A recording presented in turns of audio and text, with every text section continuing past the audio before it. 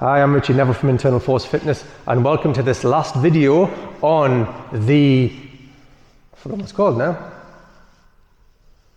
On the greatest exercise routine you've never heard of, that's it. The greatest exercise routine you've never heard of, aka Chinese radio exercises, aka public broadcast radio exercises.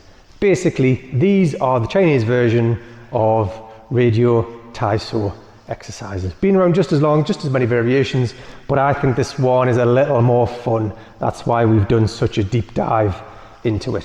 So we're winding down. These final 3 exercises can all be grouped under the heading of winding down exercises.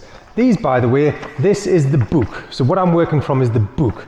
So you can kind of, the reason I've done this is so, you know, the images I use in the book, I always used really simple images that I did to prove that even a stick figure could do these exercises, and you didn't need much more explanation than that. However, I do concede that it's sometimes good to watch somebody doing the exercises just to help bring things to life a bit. You might only need to watch this video once, get hold of the book, the PDF, and then you'll be able to do it yourselves. But it's good to just have that point of reference so you know what's going on. Floaty light. This one is really cool, actually. So these final 3 exercises can all be grouped under the heading of winding down exercises. You could do these exercises as soon as you get home from work or just before bed, or both. They will help you to unwind both mentally and physically. Floating is where we're like this and we do that. It's like we're winding down one half of the body at a time. And it's as loose. I'm trying to make it look as loose as humanly possible. I'm looking at my reflection in a window over there. And so you're bringing the weight solidly into one side, and then this and this are all becoming really light, and then they just flop and pull in. That's it. A few of those. That's floating. That's an exercise. It is an exercise, you know. Next one, tap front and back. When I did the cape, you know, when we did the swishy, I said, you know, there was another exercise that was a bit different, and that is actually this one. What is the difference? It's a while since I wrote the book, in fairness to me. Yeah, okay.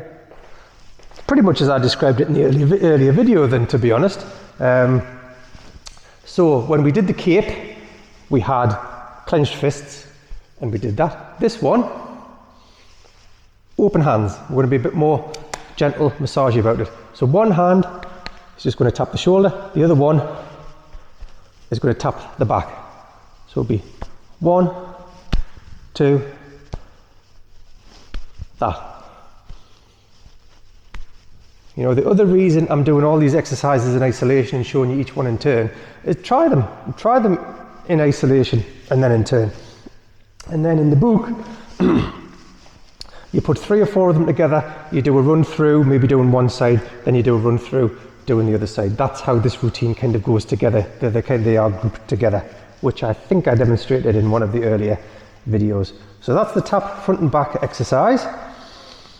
Oh my goodness, there is one winding down exercise left, and this is very Tai Chi-y. So this is a more cerebral movement. Throughout these exercises, you've expelled bad energy from the body and generated new energy. This movement is to make sure that new positive energy you have generated is not lost. You are literally gathering the energy that is around you and redirecting it back into your body. Now, in Tai Chi Qigong, you have your Dantian, your energy center, which is kind of round about where your belly button is. So that's where the energy is. That's why everything is so waist-centric.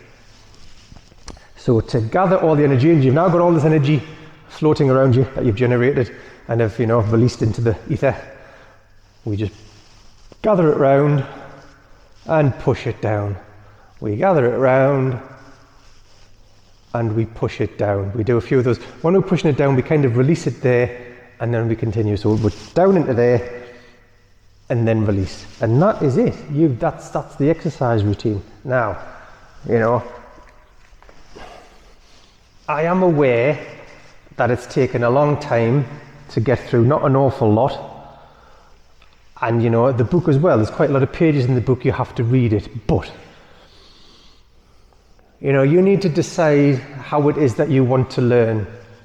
You want to decide how far you're prepared to go to get fitter and be a different person. You know, if you spend a week on this, if you watch the videos, if you buy the book, if you make some notes, within a week, you will have a 5-minute exercise routine you could do every day for the rest of your life that will keep you in reasonably good fitness. If you're not prepared to do that, I don't really think there's any way I could have made these videos that would have helped, to be honest, because you would just get distracted by the next shiny thing that came along. And I know, I've been there. I do not blame you for it. How did I finish? Congratulations, you have completed the whole routine! Exclamation mark. With so much text, I appreciate this may seem like a daunting challenge. Like learning anything, however, just start small. Learn one exercise at a time, make some notes, try out different ways of standing and how many times you repeat it, and listen to your body and see how it reacts to the different movements. Above all, however, enjoy it. And that ultimately, I'm sorry, I'm just going to get rid of these. I'll come back. That is it. You know, I want you to enjoy it. You want to enjoy it. So there you go. That is the greatest exercise routine you've probably never heard of. But now you have, so you've got no excuse, so you have heard of it. So yeah, have a go, enjoy it, let me know how you get on.